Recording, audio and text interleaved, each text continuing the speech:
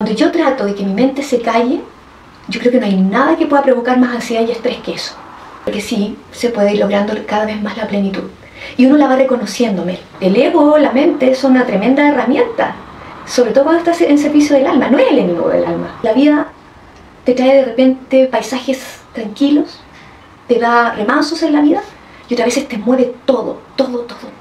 Y que a ninguno hay que resistirse.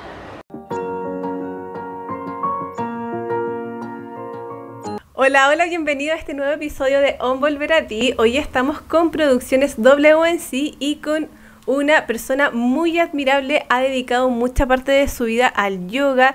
También se ha profundizado en desmentir estas creencias que tenemos sobre el yoga, sobre la esencia real, y eso nos viene a conversar hoy en el podcast. También se ha dedicado a la numerología, el reiki, tarot terapéutico y muchas otras terapias que nos va a contar aquí en este episodio. Démosle la bienvenida a Paula Valles. Ay, muchas gracias. Gracias por tu invitación. Gracias a usted, profe, por estar aquí. Estamos muy agradecidos por su presencia. Bueno, la profe fue mi profesora de yoga, del profesorado de yoga, sí. Y también la conocí por su centro de yoga que tiene aquí en la Florida. Bueno, profe, cuéntenos, ¿cómo empezó su camino? Mira, bueno, una cosa es el camino del yoga en sí mismo, de cómo llegué al yoga, pero creo que en realidad no podría limitar mi camino a ese episodio cuando yo encuentro el yoga y lo conozco como herramienta, ¿ya? Yo creo que desde siempre, desde muy chica, como que estaba en mí esa pregunta, que yo creo que es una pregunta que en realidad cualquier persona medianamente consciente y que se cuestiona de la vida se hace, digamos. Es como, tendría que haber algo más, ¿no? Que es como un llamado de algo más profundo, que tiene que ver con que uno se pregunta, en la vida no puede ser solo esto de producir, de alcanzar ciertos logros, de sobrevivir incluso, o encontrar el amor. Y yo creo que esa inquietud estuvo en mí desde siempre, pero cuando llego al yoga fue cuando tenía 27, 28 años y estaba pasando por una crisis. Yo siempre digo que las personas que llegan como más seriamente al camino espiritual generalmente es por una crisis o sí, porque ya han sentido que han logrado todo y aún así la sensación es, me falta algo. De vacío. Sí, todavía queda como un vacío, ¿no?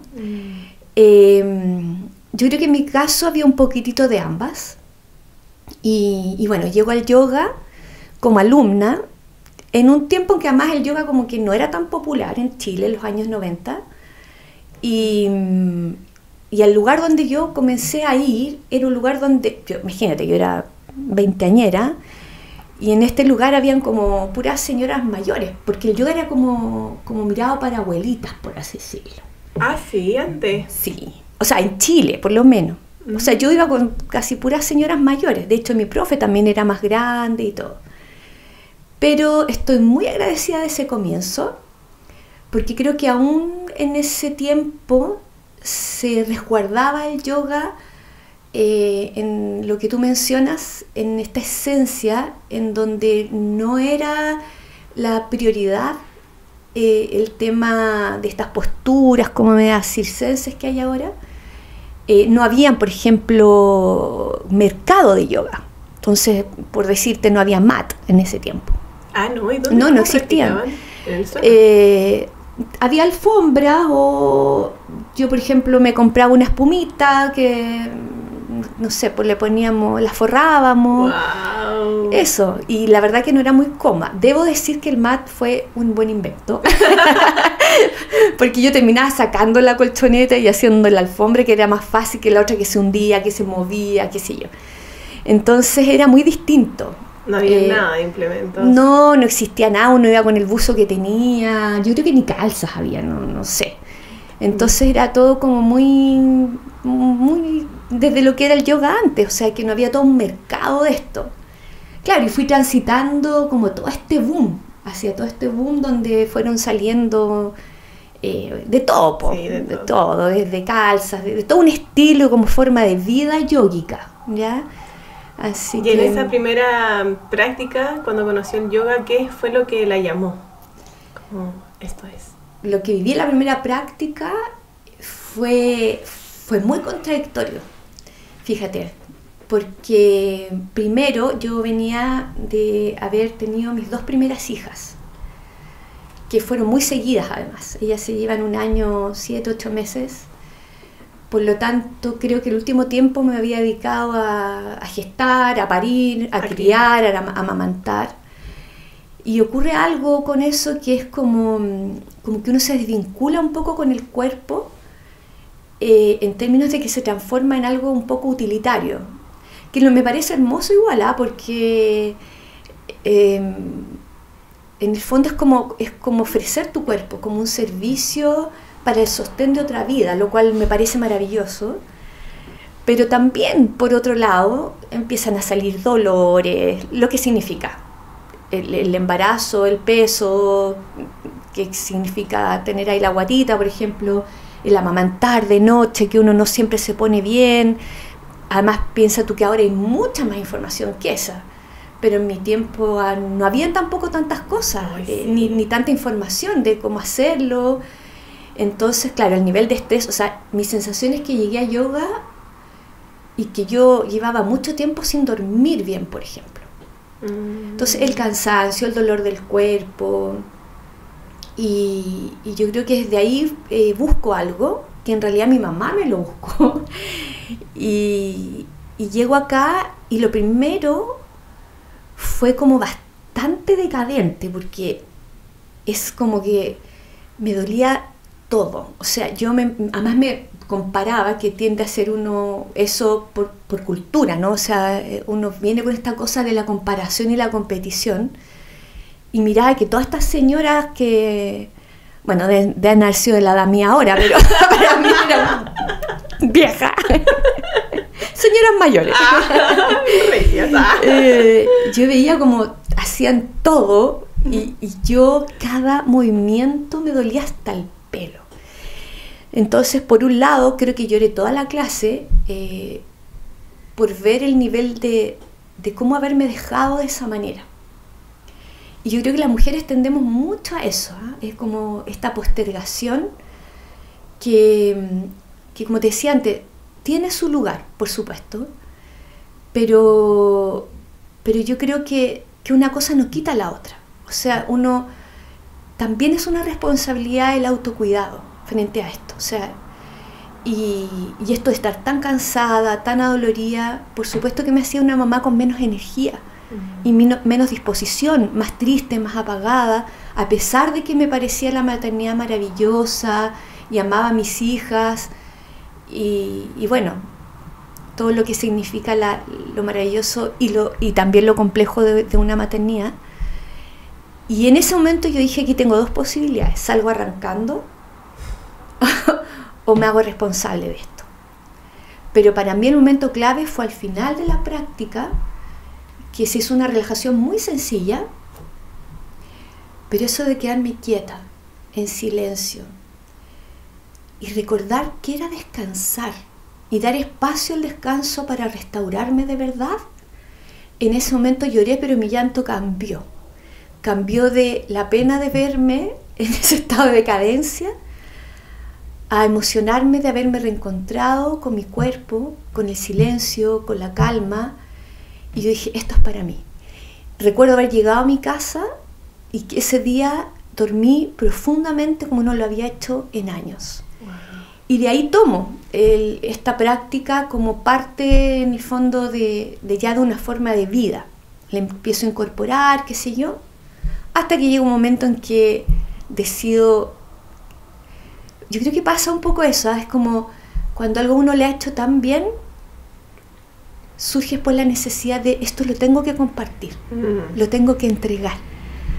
Entonces yo creo que mi entrega fue muy, en el fondo, legítima, en términos de que yo estaba entregando algo que realmente yo siento que funciona.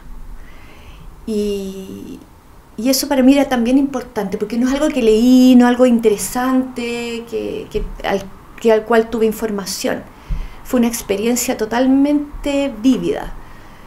Por lo tanto, siento que me daba además también como más atribución para entregarlo, porque realmente para mí fue un antes y un después. Genial. Entonces, tuvo ese antes y después en este camino del yoga. Quería saber qué la motivó a seguir formándose en el yoga, a seguir este camino. Buena pregunta. Yo creo que no sé si la pregunta, o sea, creo que en mi vida yo no sé si soy un buen ejemplo en ese sentido, ¿eh? Porque yo me muevo mucho como de manera intuitiva y yo creo que la misma práctica de yoga te va llevando a una necesidad de profundización, ¿ya?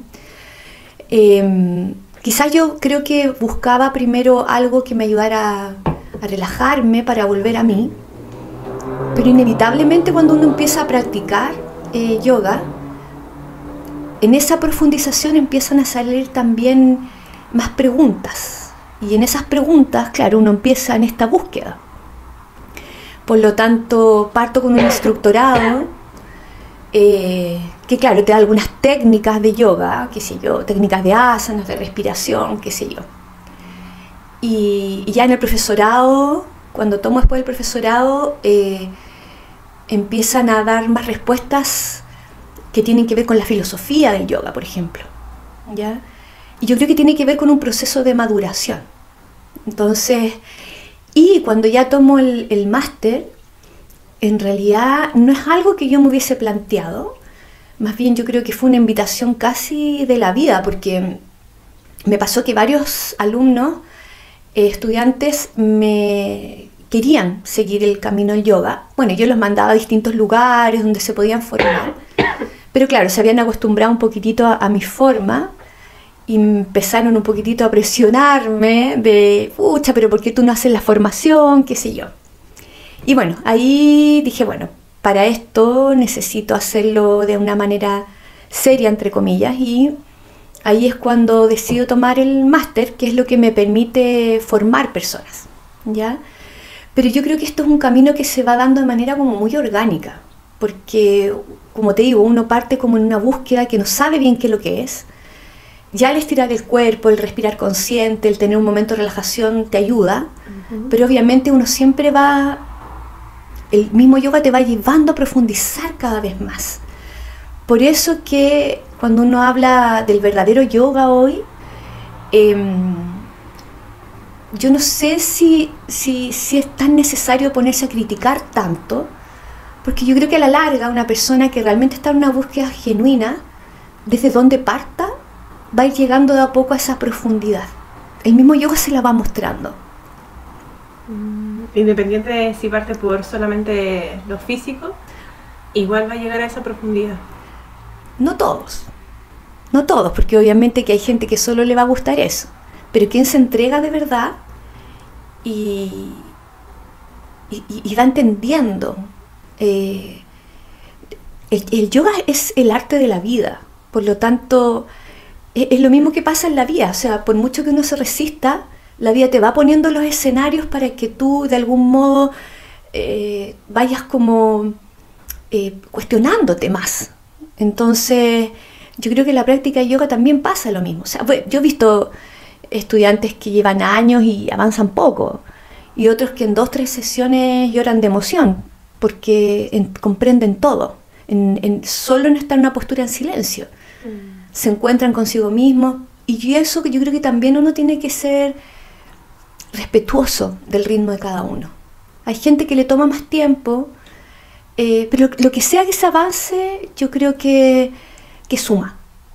Por lo tanto, yo creo que igual sirve. Lo mismo que la vida, las experiencias de la vida.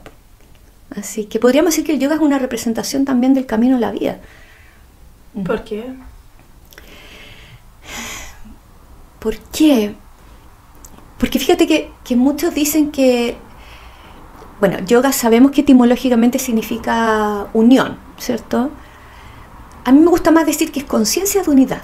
Es decir, el yoga nos ayuda a recordar que la sensación de separación que provoca mucha angustia, porque es la sensación de ser arrojados en un mundo incierto en donde tenemos que encontrar una identidad para sentir que somos alguien y además valorados. Entonces, adaptarnos. Exacto, y sobreadaptarnos. También. Mira, el yoga es un estado y es una práctica. Antiguamente no existía la palabra yoga, era tantra. Tantra es en sí una práctica, que es recordar la conciencia de que vivimos en un tejido de la existencia, que somos parte de este tejido de la existencia. Y se practicaba tantra para llegar a lo que es el estado de yoga. Tantra. Ajá. Y el estado de yoga es esta conciencia de unidad que surge cuando uno saca los velos, lo que en yoga se llama el maya, ¿no? Los velos de que estamos separados de todo. Y esa es la gran angustia que tenemos y lo que nos hace también motivarnos por buscar algo. Porque esto tiene que ver con la vida. Porque además se dice que el yoga es un arte, ¿cierto? Una filosofía y una ciencia de vida. Entonces, si yo te pregunto, por ejemplo, a ti, Mel, ¿qué es arte? ¿Por qué el yoga es un arte? ¿Qué es el arte para ti? Después lo podemos asociar con lo que es el yoga. Yo encuentro que arte es belleza. Es belleza, ¿cierto? Se relaciona con la belleza. Hay muchas formas de arte, pero un artista siempre está construyendo algo, desde lo más profundo de su ser, ya sea que se manifieste en una pintura, en una escultura, en una escritura, ¿cierto? Entonces se dice que el yoga es un arte porque es el arte de esculpir bellamente tu vida. ¿Y cómo lo haces? Más que cómo lo hago es desde dónde lo voy a hacer. Porque lo que busca el yoga es llevarte a tu ser más esencial y genuino. La belleza que está relacionada con el arte en realidad tiene que ver con la expresión de lo más verdadero y bueno de ti. Que todos tenemos ese lado verdadero y bueno. Esa es nuestra esencia, esa es nuestra naturaleza. Pero la hemos olvidado. Exactamente. La hemos tapado con mallas. Sí, con velos. Con velos. Por eso que se dice que la primera práctica de yoga y la más importante es escuchar. Que en sánscrito se dice svaranam, escuchar. Si yo te pregunto a ti, ¿qué necesitas para escuchar profundamente lo que sea? Una música, a alguien que te está hablando, el sonido de un pájaro. ¿Qué necesitas? Atención. ¿Qué haces? Atención. ¿Y cómo te quedas cuando quieres escuchar algo y escucharlo con todo tu ser? Incluso corporalmente. ¿Qué haces? Silencio. Y además, ¿cómo te quedas? ¿Quieta? Quieta. Quieta y en silencio. Pero no es quedarte callada.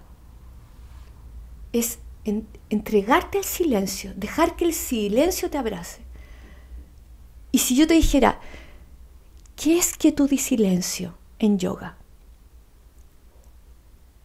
¿Qué hacemos? O sea, ¿qué práctica de yoga nos invita a quedarnos en silencio y en quietud? El Shavasana, al final, la meditación. La meditación. ¿Cierto? Sí. Uh-huh. Y ahí podemos adentrarnos. Uno tiene esa capacidad de acallar la mente. ¿Puede uno no pensar? Muchas personas me preguntan eso, como, ¿se puede no pensar? Yo creo que eso no es importante. No es lo esencial. Si bien es cierto, Patanjali, porque íbamos a hablar en este podcast del yoga real, sí, o del Raya Yoga, ¿cierto?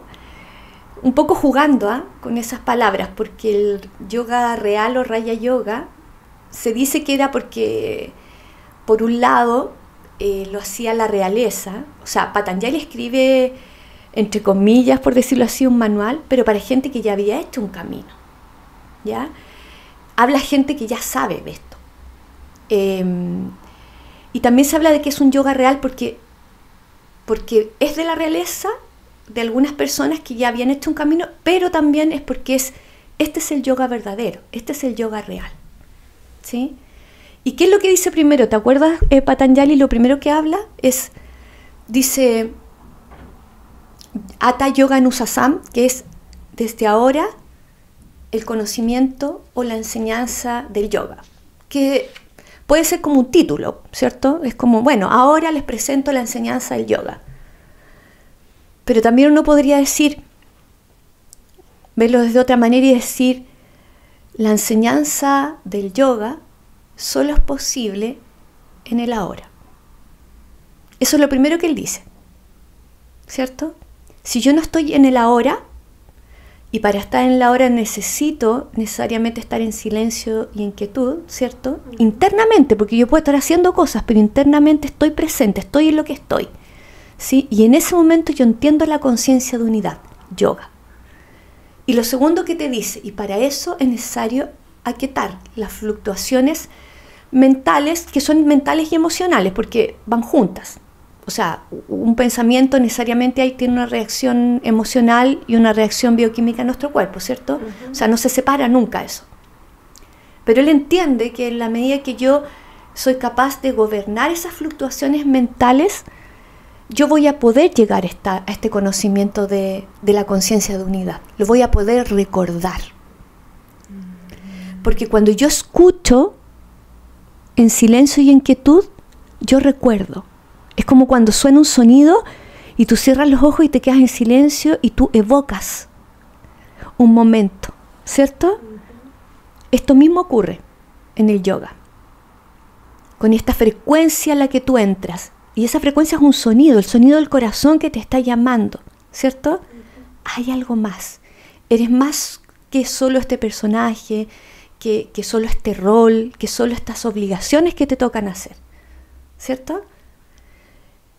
Pero fíjate que a tu pregunta de si es posible, yo te diría que aquí entramos siempre cuando nos profundizamos en yoga, entramos en dicotomías.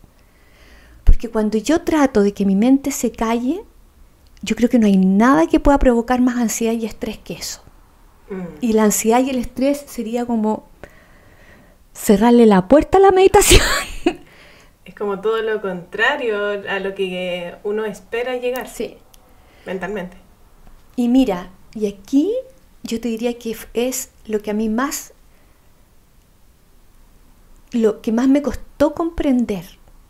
Porque como uno viene con la mentalidad de una sociedad exitista, uno también lo lleva hacia el mundo espiritual. Entonces ahora el éxito ya no es a lo mejor el más importante tener una super profesión o tener una casa, después tener piscina en la casa, sino que ahora quiero el éxito de la iluminación, de ser súper espiritual. Pero esa necesidad de querer ser espiritual, por un lado es importante porque es un llamado que te va a mover a ir un poquito más allá de, digamos, de una sociedad, pero por otro lado también te va a generar tantas ansiedades que por otro lado también es un límite.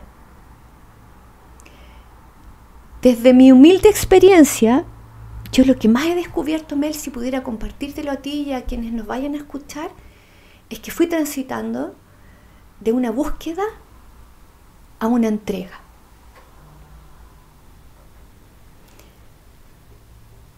Y esto significa principalmente en que ya no busqué tener una mente quieta.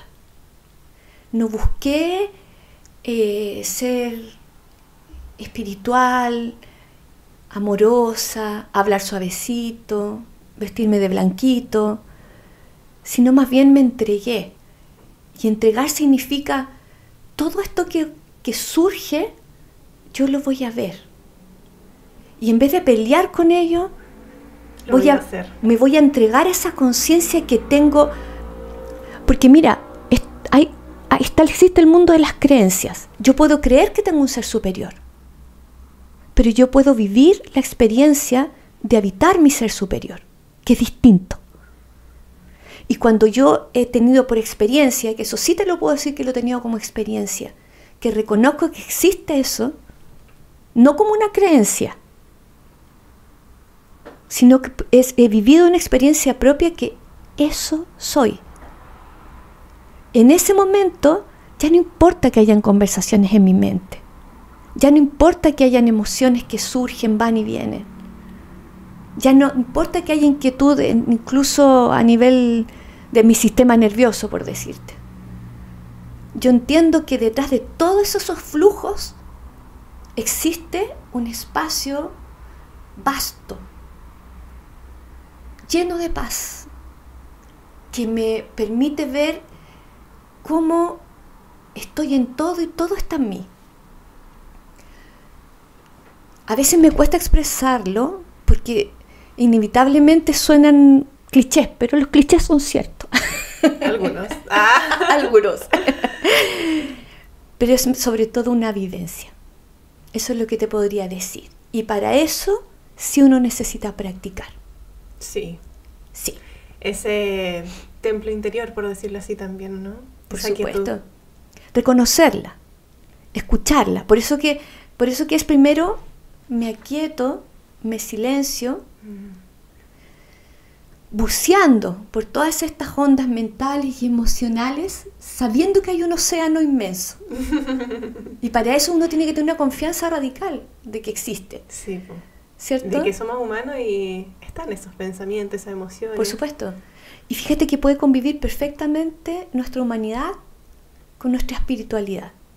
No se riñen para nada. Y yo puedo estar en un mundo con todo lo que significa y mantener esta sensación interna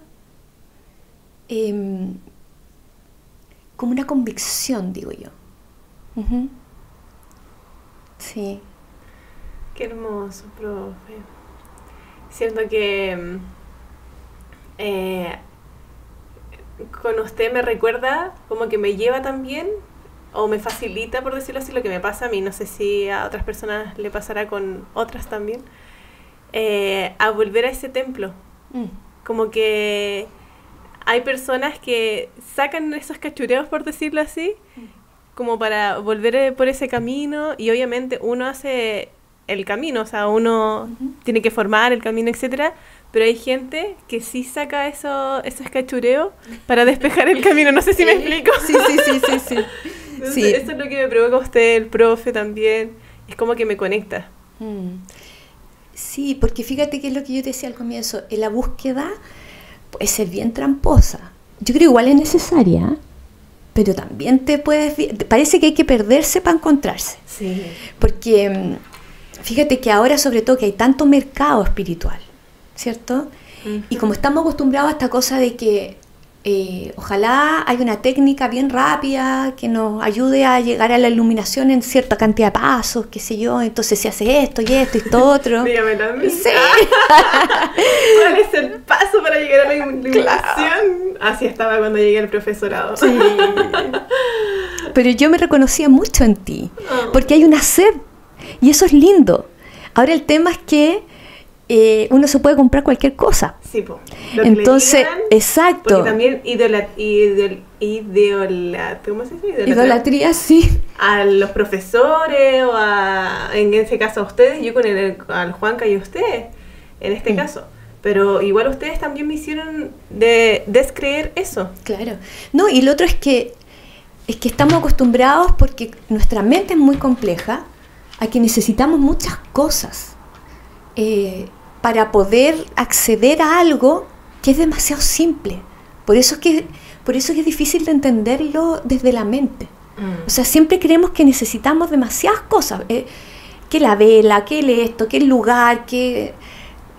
Y la verdad es que lo que tú dijiste es fundamental. Uno tiene que entender que todo lo que uno necesita está en este momento. Ese es nuestro templo, por así decirlo. Nuestro altar es nuestro corazón. Los elementos están en nosotros. Mientras menos cosas externas necesito, más libre soy y menos pretexto tengo para ir pateando hacia adelante la decisión y la convicción de decir, hoy quiero estar presente y quiero que mi aporte al mundo sea caminar siendo quien soy, que es el mayor aporte que hoy podemos hacer, porque es el paso evolutivo que estamos llamados. Ya vivimos todo lo que era nuestro cuerpo, que es lo que podríamos decir el Hatha Yoga, vivimos todo lo que fue lo emocional, vivimos todo el proceso mental, ya no tenemos más que inventar casi. Pero hoy, para que todo esto tenga sentido, tenemos que sumar. No es una cosa u otra, es 1 más 2, 1 más 2 más 3, 1 más 2 más 3 más 4. Sumar. Eso es lo integral. Eso es lo que propone Aurobindo, por ejemplo, ¿cierto? Cuando habla del yoga integral, que es el que enseñamos nosotros, ¿cierto? Es a todo lo que ya tienes, súmale ahora tu conciencia espiritual. Recuerda en cada cosa que haces que eres humana y también eres espiritual, y esto no se riñe. Tiene que estar puesto en lo más cotidiano, cuando tomo el metro, cuando estoy cocinando, ¿sí? Entonces ahí tú le agregas un valor a esto, ahí le agregas un sentido. Entonces ya no tenés que irte al Tíbet. ¿Y cuáles son los pasos? Sí, es verdad. Es tan único también ese camino. Entonces no podría también ninguna otra persona decirle como esto, síguelo.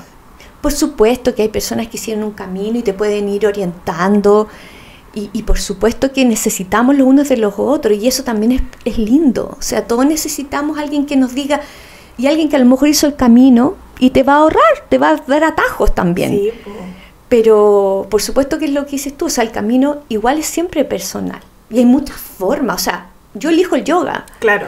Pero el tai chi, hay millones de cosas. O sea, tú nombraste al principio un montón de cosas que yo he hecho. Toma un montón de cursos. Nombré 2, pero ha hecho muchos cursos. Y pasé por todo el mall espiritual, de mercado espiritual. Todo me sumó algo. Sí. Pero al final uno se va quedando, ¿qué es lo que a mí me sirve? O sea, en el fondo te sirve para descartar, no porque sea bueno o malo, sino que en el fondo es qué me acomoda a mí. Y eso también es autoconocimiento, ¿cierto? Sí. ¿Cuál va a ser la herramienta que yo voy a usar, que me va a servir a mí, por mi forma, por mi temperamento, por un montón de por mi nivel de conciencia, en que yo puedo hacer con esto una herramienta de servicio? Por eso que hay que pensar que la mente, a tu pregunta de cómo dejo callada la mente, no es o el ego, que muchos hablan de erradicar el ego. O sea, el ego, la mente son una tremenda herramienta, sobre todo cuando estás en servicio del alma. No es el enemigo del alma, la mente, es la herramienta del alma. ¿Por qué la herramienta del alma, el ego? Porque el ego habla de tu individualidad. Si bien es cierto, compartimos una esencia que en su materia prima me atrevería a decir yo que es el amor, con todas las cualidades que implican el amor, esta belleza, esta bondad, esta compasión que hablábamos. Solo tú eres Mel, solo tú eres Melanie. Tú tienes un temperamento, tienes un carácter que has ido forjando. Y tú eres una pieza clave de esta existencia. Y solo a través de ti, en tu individualidad, hay algo que se entrega en tu peculiaridad que es importante para la existencia. Cuando esa parte tuya además está conectada y guiada por tu ser esencial, tu ego es una herramienta maravillosa, porque si no fueras Mel con tu cuerpo, con tu mente, con todas tus cosas, ¿cómo en este mundo tú podrías estar haciendo este podcast? Podría estar tu espíritu sentado ahí. Estamos en el mundo de lo atómico, de lo tangible. Necesitas un cuerpo, necesitas una mente, necesitas sentir. ¿Y qué mejor que eso? Saborear la vida a través de las emociones, poder reflexionar, poder crear cosas. Eso es lo que hace maravilloso este mundo. Y nos hace humanos. Y mira, y aunque hayas reencarnado 1000 veces, lo más maravilloso es que tú, solo en esta vida, vas a ser Melanie. Y eso lo hace mágico y una tremenda oportunidad. Sí, eso también pienso y dan ganas como de hacer todo lo que uno siente. Independiente si está, como dice, el ego también está en como esas vocecitas de no, es que tú no puedes, es que te puede perjudicar esto, es que no sé, etcétera, etcétera. Pero siento que uno, igual esa voz interna dice ya, lo voy a hacer y lo voy a hacer acompañada de ese ego, porque ese ego, como dice, es parte de mí. Van a venir esas voces y me acompañan esas voces. Voy con esas voces. Sí, por supuesto. Sí, por supuesto. Y el tema es quién el que administra. Y qué elijo escuchar. Exacto. Y para eso es importante este silencio y esta quietud que te permite identificar y discernir esto de dónde viene, ¿sí? Entonces, claro, todas estas miles de conversaciones, de interpretaciones, estamos acostumbrados a narrar la vida más que a vivirla o saborearla verdaderamente. Pero cuando vamos a ese espacio más profundo, ¿cierto? En ese momento tu ego, tu intelecto, tu ser emocional se hace mucho más maduro, se hace mucho más inteligente. Tu humanidad, tu individualidad se pone al servicio de algo más grande. Y al final, por eso es el Tantra. Todo es sagrado. Todo es sagrado si... ¿Desde dónde parto? Bueno, tú sabes que yo participo en la escuela de Patricia May y ella nos dice algo tan hermoso, dice, la espiritualidad estamos acostumbrados a hacerla desde abajo hacia arriba. Voy a prender una vela, voy a hacer esta práctica, me voy a ir a este retiro, voy a leer este libro. Está bien, pero la verdadera espiritualidad o camino espiritual tiene que ser de arriba hacia abajo. Primero conecto con el alma. Y ese es el desde. Desde ahí voy a pensar, desde ahí voy a construir mi vida, desde ahí voy a elegir las emociones que quiero que reaccionen y las que no. Desde ahí voy a tener la sabiduría de cómo cuido mi cuerpo. Pero estamos acostumbrados a hacerlo al revés. Yo también lo hice al revés. Tomé un curso acá, tomé un curso allá, pero ahora estamos en otra etapa. Y por eso es que es importante ir dirigiendo hacia esto. En el caso de nosotras que hemos elegido, por ejemplo, el yoga como experiencia para entregar, para servir, ¿cierto? Y ahora el yoga que se ha limitado, ¿cierto?, a asana y pranayama, por ejemplo. Hay muchos instructores de yoga que se limitan a saber técnicas de asana y pranayama. ¿Está mal? No. Asana es postura y pranayama es respiración. Sí. Gracias. ¿Cierto? Claro, está bien para partir, porque es como partir de afuera hacia adentro. Pero requiere ir profundizando mucho, mucho más. Me hace sentido también a lo que me decía en el profesorado, que yo decía, ya, y como con la visualización, yo quiero visualizar que tengo una casa grande y que tengo un auto y tengo esto y esto otro, y muchas cosas. Y el poder ¿cómo es? El secreto. El secreto, sí, del libro El Secreto. Y que quería todo eso y mucho más. Y usted me decía, ¿pero por qué? ¿Pero por qué? ¿Pero por qué? Y me preguntaba, y yo como que quedaba así como, no sé, porque todos lo tienen. Y eso es lo que me hace, yo creo que con eso voy a llegar a la felicidad porque otras personas también lo tienen. Y en realidad es cero escucharme a mí y es ver lo que otros tienen y ver que ellos están felices, y entre comillas, porque no sé si están felices o no, y querer eso, porque creo que eso es lo que me va a hacer también bien a mí. Sí, por eso es que hoy más que nunca es importante este trabajo verdadero, porque estamos bombardeados hoy no solamente de un mercado que te vende la Coca-Cola para ser feliz, perdón Coca-Cola, pero eso sería lo de menos ahora. O sea, yo creo que ahora hay mucha información sobre eso. A mí más me asusta el mercado espiritual que existe ahora, justamente con estas cosas que me estás diciendo tú. Mira, fíjate que dicen que del camino espiritual lo último que se trasciende es la soberbia. Y la soberbia, podríamos decir entre comillas, que es como lo contrario a la humildad. Y cuando decimos que es la humildad en este caso es reconocer que nosotras como seres humanos, lo más probable es que no sabemos qué es lo que realmente necesitamos. Y generalmente confundimos lo que necesitamos con aquellos apegos que tienen que ver con aquello que nos es agradable, con lo que nos gusta, con lo que deseamos, con nuestros deseos. Entonces, como tú bien dices, yo pienso y deseo tener un bienestar económico o profesional o lo que sea, porque hay una parte de mí que cree que teniendo eso, esa prosperidad, voy a ser más feliz, ¿ya? La espiritualidad no dice que tú no tengas todo eso, pero sí te dice que es una ilusión pensar que eso es lo que te va a dar la plenitud. Eso te va a dar una comodidad que, por supuesto, te va a dar incluso más espacio para poder desarrollarte en otras áreas. Pero lo que realmente nosotros necesitamos, la mayoría de las veces no lo sabemos. Y ahí cuando empieza este conflicto en que empezamos a resistirnos a los paisajes, a los escenarios que nos va poniendo la vida. Nos resistimos, ponemos resistencia, lo rechazamos, porque confundimos placer y bienestar con plenitud verdadera.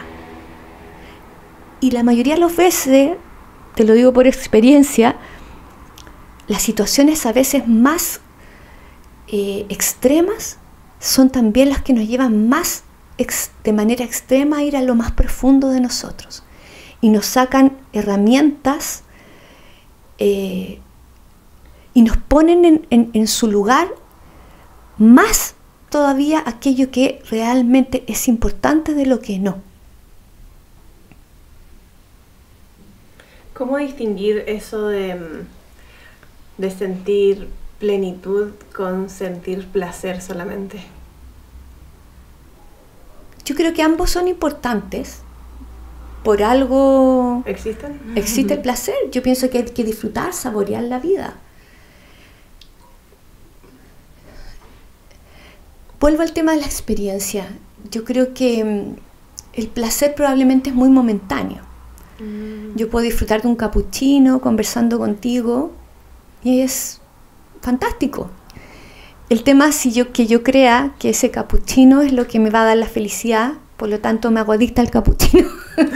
Y al final el cappuccino es mi cárcel más que... Ahora, si yo soy consciente del lugar que tiene el cappuccino, yo puedo estar conversando contigo, las dos tomándonos un cappuccino, y este cappuccino sigue siendo una herramienta que da lo mismo. Que no nos hace más plena. Le va a sumar placer a algo mucho más profundo, que es el encuentro que estamos teniendo entre nosotras. Por eso te digo que esto se trata de poner las cosas en su lugar. Todo tiene un lugar. No es que tú dejes una cosa. Para hacer yogi no hay que dejar de comer carne, no hay que dejar de tomarse un pisco sour de repente, no hay que ser asceta. Aunque el ascetismo sí es importante en términos de... Hoy se entiende el ascetismo como espacios de pausa para ir hacia adentro de mí. Eso es el ascetismo. No necesito irme al Tíbet ni a una cueva. Yo puedo ser asceta todos los días dándome pausas de silencio y de quietud. Y eso es lo que proponía Aurobindo. Como yo existo en un mundo con todo lo que existe, manteniendo ese centro y teniendo claro que el cappuccino es el cappuccino, que me va a dar placer y yo lo voy a agradecer, pero no es la felicidad ni la plenitud. Eso es otra cosa. El estado de presencia, de estar conversando y profundizando contigo, en donde nos estamos escuchando, no solamente desde los oídos, sino también desde el alma, eso podría acercarse más a una plenitud. La plenitud no es constante, si lo voy a sentir todo el tiempo, es a veces, o la plenitud tiene relación con esa iluminación, por decirlo así. Qué buena preguntita, ¿eh? Y no estaba aquí. Muy bien. Mira, yo creo que aún vamos y venimos, pero yo no creo que no sea posible. Yo creo que es posible. ¿Que no sea posible mantenerlo constante? Yo creo que sí es posible mantenerlo constante, pero creo que estamos en un proceso. Si tú me preguntas, por ejemplo, a mí, yo creo que yo aún no logro estar en un estado de plenitud permanente, pero creo que en mi vida he conquistado cada vez más momentos de plenitud que los que no. Es como que han ido ganando más espacio, más terreno. Eso. Pero porque la vida me ha dado con todo. Ay, sí, profe. Porque he sido porfiada. Porque al principio pensaba que realmente la iluminación tenía que ver con... Mira, también Patanjali dice eso. Cuando uno va haciendo yoga, se van despertando lo que se llama los siddhis, que son los poderes. Y mucha gente entra en esto pensando en adquirir poderes. Telepatía, ver muertos, clarividencia, canalizar. Y he conocido tantos canalizadores que están tan alejados de su corazón que Patanjali dice, el yoga desarrolla eso, pero eso es una de las trampas, porque cuando empiezan a desarrollarse esas cosas, uno cree que llegó. Y esa es la trampa última que uno que tiene que trascender, porque ahí no es que llegaste. ¿Estoy empezando? No sé si empezando, pero es como la prueba más difícil, porque ahí puede caer uno en lo que se llama el ego espiritual, que ese es el más peligroso de todos. Entonces, como yo ya... Como 8. Por ejemplo, ¿te fijas? Entonces, yo creo que la iluminación no tiene que ver con desarrollar poderes extrasensoriales.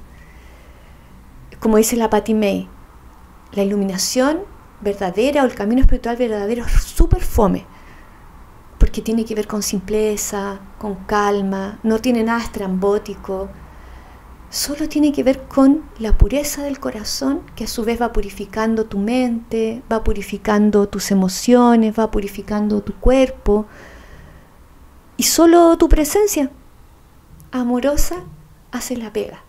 Ni siquiera uno necesita hablar tanto como estoy hablando yo ahora. Que hasta ya me estoy aburriendo de escucharme. No, esa es la idea.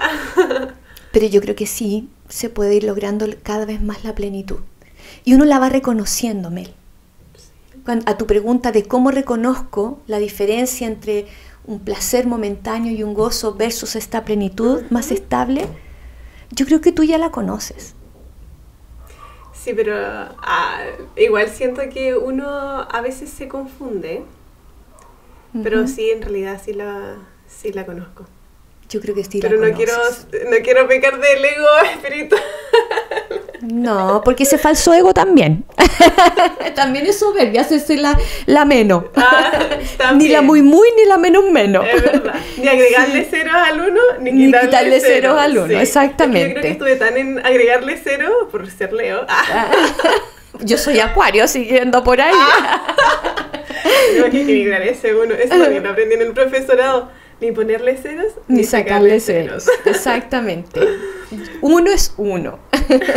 Profe, quería ahora entrar un poquito en una experiencia de vida que usted tuvo, que se incendió su casa que hace poco había terminado de construir, y también su marido también se quemó. Quería que nos contara un poco y qué aprendió también de esta experiencia tan fuerte, y que nos cuente primero qué pasó. Sí, bueno, en ese momento no era mi marido, digo, me casé después del incidente. ¿En serio?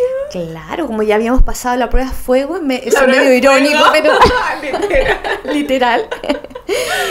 De hecho, yo le pedí matrimonio a mi marido, le dije, amor, como ya pasamos la prueba de fuego, después de esto... ¡Qué hermosa! Bueno, hay que tomarlo con humor. Para mí el humor ha sido fundamental. Yo creo que, mira... Si puedo decir, antes de empezar a decir todo esto, yo creo que si hay algo que acompaña en el camino espiritual es el humor. O sea, si uno no tiene buen humor y se mira como de esa manera uno mismo, O sea, uno puede caer en la noche oscura del alma horrible porque entra en el autojuicio y la culpa.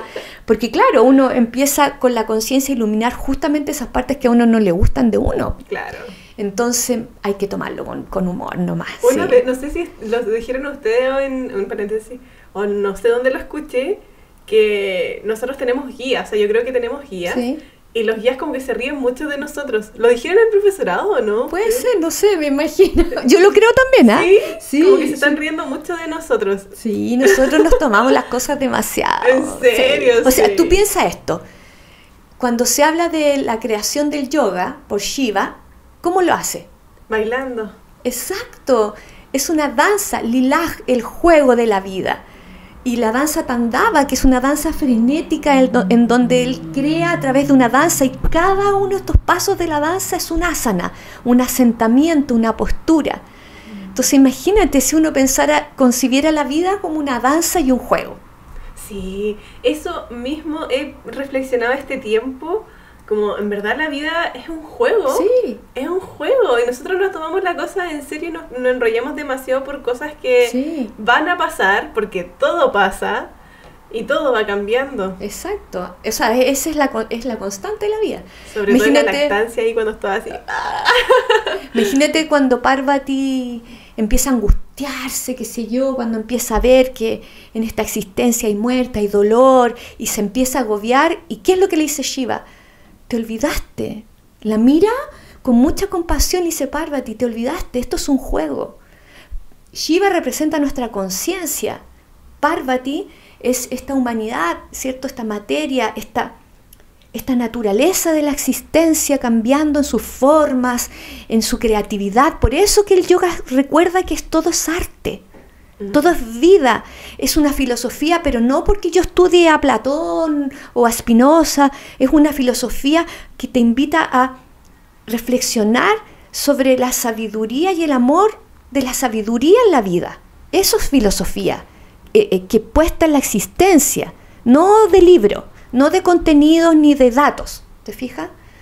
Y yo creo que en ese sentido la vida te va poniendo como estas experiencias a veces extremas, como es lo que tú me estabas preguntando. Claro, nosotros con mi marido teníamos un centro ecológico, el UN, que en Mapungún significa darse o entregarse mutuamente.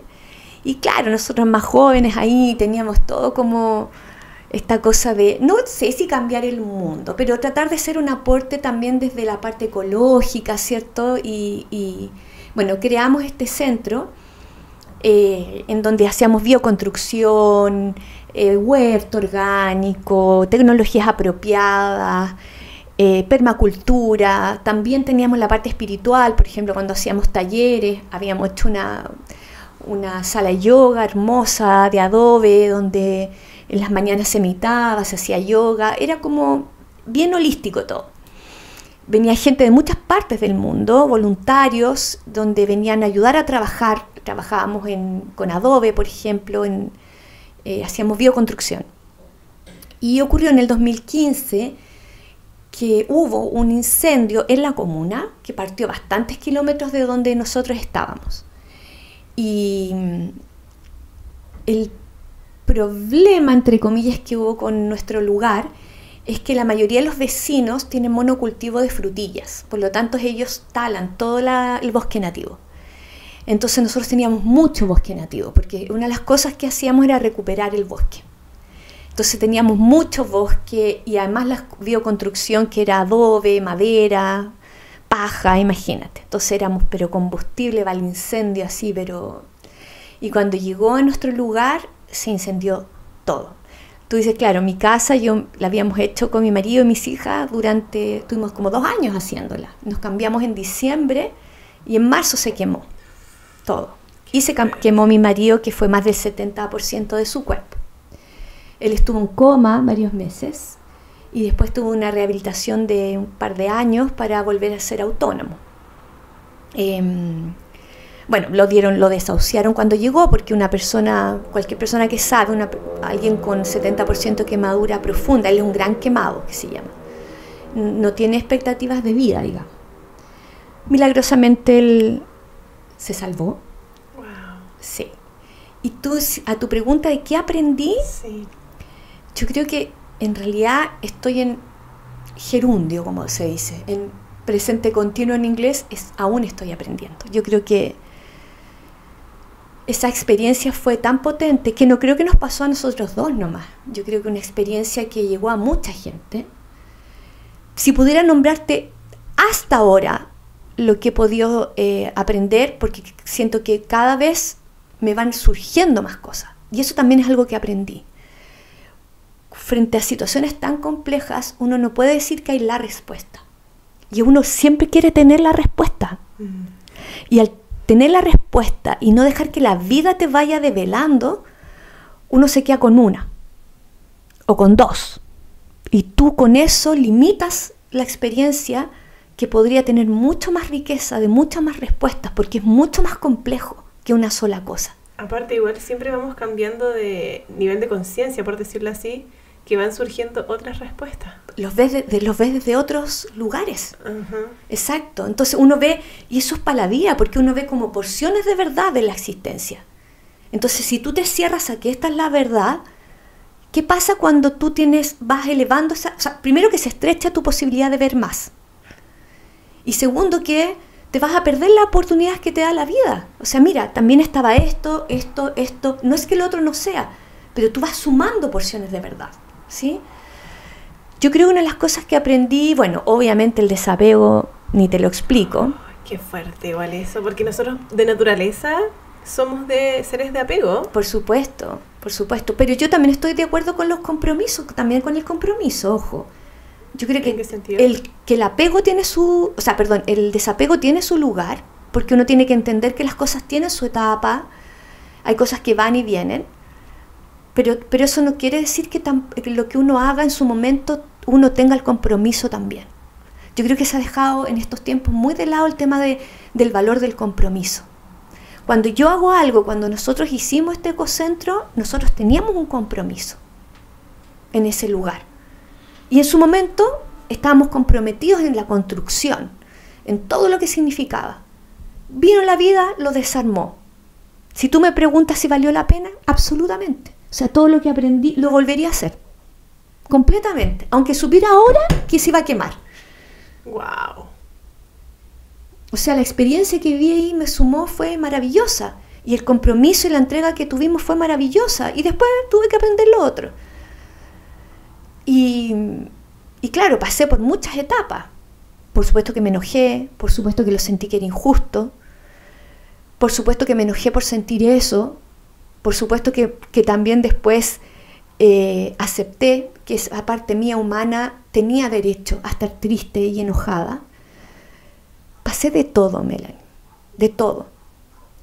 En un momento solo quería salvarle la vida a Gustavo. Hice de todo lo que sé, reiki, que esto otro, cadenas de oración. No me arrepiento de nada de eso, pero también hubo un momento en que tuve que reconocer que quizás él tenía que morir. Eso fue... Uh-huh. Para mí otra cosa que es muy importante, porque a nosotros todo el mundo nos decía, bueno, Gustavo tuvo que aprender, piensa tú que él perdió su hogar, su proyecto de vida, lo que él sentía en ese momento que era su misión también de aporte al mundo, todo, su casa, su trabajo, él, porque su cuerpo cambió completamente, o sea, literalmente quedó sin nada. De hecho, el momento en que lo dan de alta, como que tomo conciencia que no tenía ni ropa, nada, se quemó todo. Y yo creo que mucha gente nos decía que cómo habíamos tenido tanta fortaleza, porque en realidad, o sea, fue terrible. No puedo decirte que no fue terrible. Pero ¿sabes qué, Mel? Yo siento que para mí aparecieron al contrario. Todos los que estaban alrededor para mí eran héroes que nos estaban salvando a nosotros. Y eso fue, ahí te das cuenta cómo puede pasarte la desgracia más grande en donde pareciera que has perdido, que la vida te ha quitado todo, entre comillas, pero sin embargo siempre hay, detrás de ese dolor sale la belleza más increíble, más insospechada. Y mira, gente que ayudaba desde lo económico, desde ir a cortarle el pelo a Gustavo, de conseguirme cosas, de acompañarnos en lo emocional. O sea, yo siento que hubo una red de amor con esta situación que para mí fue un dolor, pero al mismo tiempo el regalo y muestra de amor más grande que podría haber recibido en mi vida. Y esto sacó de mí también herramientas y fortalezas que sin esta situación yo nunca, era inimaginable para mí que yo pudiese tener. Por lo tanto, si hay algo que aprendí es que, como te decía antes, la vida te trae de repente paisajes tranquilos, te da remansos en la vida y otras veces te mueve todo. Y que a ninguno hay que resistirse. Porque hay una inteligencia detrás de todo y una sabiduría que sabe mejor que nosotros lo que necesitamos. Por eso cuando tú me preguntabas de tus libros y tus cosas, ¿te acuerdas que yo te decía, ¿por qué no confías? Confía. No quiere decir que uno no sea proactivo y no esté atento en la vida, ni que haga cosas, ni que quiera tener cosas, por supuesto. Pero ¿desde dónde estoy pidiendo? ¿Qué estoy tratando de llenar? Las cosas en su lugar. ¿Esto realmente me va a dar plenitud? Cierto. Se me quedó mucho también del profesorado de ustedes, de su enseñanza, que todo es paradójico. Sí. Que nada es como sí, no. Y con respecto a los libros, igual llegué al profesorado con mucha información de libros, de este libro decía esto, este libro decía esto otro, entonces tengo que hacer así, lo del secreto también, etc. Y quería solamente un manual muy de la mente. Sí, nos gustan los manuales. Sí. Lo que no quiere decir que los libros no sirvan. No, a mí me encanta leer. Yo creo que inspiran mucho. Sí. Pero a la par uno tiene que ir aprendiendo a leerse a sí misma y a la vida y el contexto. También que los libros te enseñan esa lectura. Siento que los libros son como lo que le decía al principio, en ese camino que uno tiene, lo que me provoca a ustedes, el profe, con su sabiduría, que nos van sacando un poquito nos van despejando ese camino. Los libros también pueden hacer eso. También hacen eso, por supuesto. Y también discernir, qué libros son libros profundos de verdad o los que te quieren vender la pomada de la iluminación en 3 pasos. Eso no existe. Claro, sí. Aquí hay un trabajo. Un trabajo que además puede ser saboreado y disfrutado. Bueno, vamos a ir finalizando. Profe, si tuviera que ser recordada en una sola frase usted como persona aquí en este mundo, ¿cómo le gustaría ser recordada? Me gustaría que dijeran que es imposible recordarme en una sola frase. ¡Wow! Soy demasiado compleja para una pura frase. Necesito un libro de 1000 páginas. Pero así como resumiendo esas 1000 páginas en... Ay, mira. Hice lo que pude. La que hizo lo que pudo. Y con eso me voy tranquila, porque de verdad que creo que cada día que me levanto trato. Y me desconchinflo harto todavía. Pero me acepto. Hoy yo creo que lo más lindo que he logrado en mi vida es aceptarme con todas mis tonteras. Sí. Tratarme bien. Yo creo que eso ha sido lo que más, porque la autoexigencia yo creo que es lo peor. Yo creo que aprender a aceptarme con mis sombras y mis luces ha sido lo mejor que he hecho para mí y para los demás también, porque eso se proyecta también hacia los otros. Sí, como podría ser, yo lo veo como la no crítica de uno mismo. Sí. No criticarse por hacer esto o aquello, si estamos en un camino... Por supuesto. Y además solo le sumas peso a algo que ya es complejo. Entonces, ¿para qué sumarle culpa, crítica? Esto no quiere decir que uno no sepa que tiene cosas que ir mejorando, por supuesto. Y que uno no vaya aprendiendo de los errores. Sí, pero ¿sabes qué? También eso también lo he experimentado en carne propia. Lejos, pero lejos, lo que más sana, y este es el cliché más grande que te voy a decir, y la verdad más grande que te voy a decir, es el amor. El amor sana.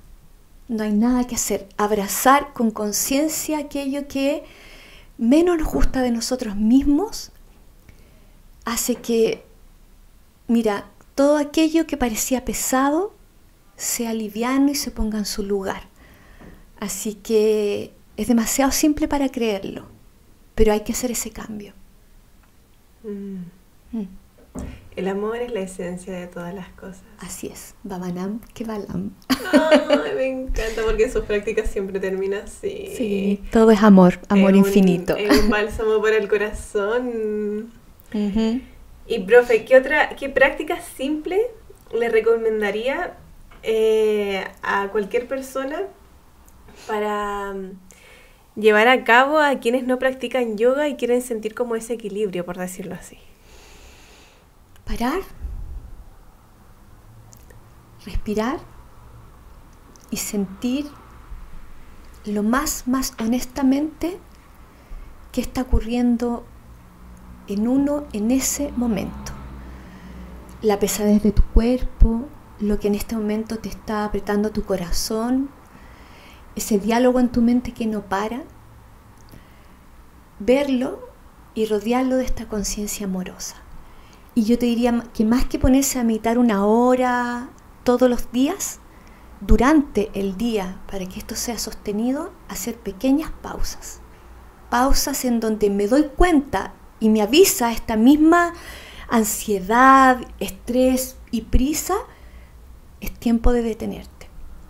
Pausa, respira, escúchate y recuerda. Acuérdate que esa es la práctica verdadera de yoga. Escuchar Sravanam para recordar Smaranam. Recordar que dentro de todo ese ruido y ese movimiento hay un centro de amor profundo, lleno de paz, vasto, que te recuerda que esto es un juego y que somos parte de un tejido maravilloso que es la existencia, que es lo que los yogis llaman el Tantra. Eso es yoga para mí. Qué hermoso. Y lo último, ¿qué significa para usted transmitir y seguir transmitiendo el yoga? Para mí, hoy no se separa de nada de lo que soy. Hoy ni siquiera te podría decir que voy a una clase de yoga a enseñar yoga. Yo creo que esto ha permeado todo en mi vida. Es como el asana, la postura, ¿cierto? Uno primero la está haciendo, va encontrando, ¿cierto?, el ajuste, va encontrando la alineación, ¿cierto? Uno alinea una postura con su geometría y eso pasa harto tiempo hasta que uno la encuentra y ahí se produce lo que significa asana, que es estoy en el asentamiento. Entonces primero estoy haciendo la postura y luego paso a estar en la postura. Yo creo que ahora yo estoy en la postura transitando a hacer la postura, a hacer el asana. Voy y vengo. Pero con respecto a la pregunta de qué está transmitiendo, ¿también está transmitiendo eso a los alumnos? Es que cuando yo creo que lo transmito y esto va más allá de lo que yo diga o no diga, o hago o no haga. ¿Con el ejemplo? Más que con el ejemplo es lo que se proyecta y se transmite cuando tú estás asentada, haces el asana de estar en tu ser real. Uh-huh. Es cierto. Uh-huh. A mí me lo transmitió. ¡Qué bueno!